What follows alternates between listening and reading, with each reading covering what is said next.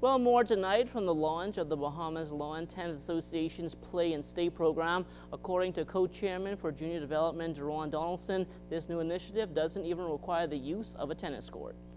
You can use a basketball court, you can use anything, because our initiative and the reason why we got the sponsors really interested is that we can get a lot more kids playing in schools and they don't need a tennis court, because I think a tennis court probably costs about anywhere from $10,000 to $20,000. It probably is even more, and that's a lot to ask to put in a school. Now, Donaldson went on to say that the B.L.T.A. is well aware of the fact that teachers will need to get equipment to get started, and so those bases have been covered as well. The sponsors were basically in talks, and it's still in talks, that after the course and to any interested school or PE teachers, they want to do a starter pack. A starter pack would include probably 10 rackets, a case of red balls. We're only going to give them the red balls because I think for a PE teacher, it's easy to teach with just the starter ball. As they move up, the PE teachers would be encouraged to try and send them to any B.L.T.A. junior development program, whether we do it Baintown, Coral Harbor, wherever. Now, once the B.L.T.A. gets its Play and Stay program underway in the school system here in New Providence, Donaldson says they will then start to branch out even further. We have a Lutheran on board that's really interested in a course, a Play and Stay course.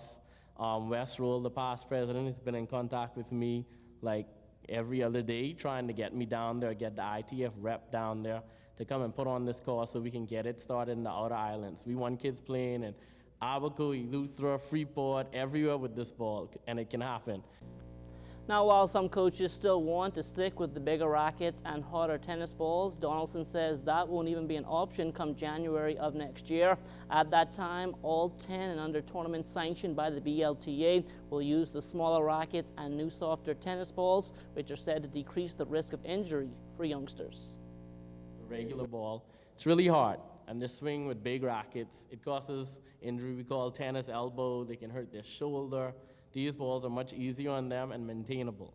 If you start a kid off with the hard ball, which is the regular tennis ball, and they're 4 and 5, they develop what you call bad muscle memory. All right? This is where the brain and the arms and your muscles work together. Because as you begin the training with them and you toss them the ball to hit it, the ball is coming at such a fast speed that all they know how to do is to swing hard to try to catch up with the ball. With this ball, which is the red ball, the ball is so slow that it's going to come right in their strike zone and they're going to be able to time the ball.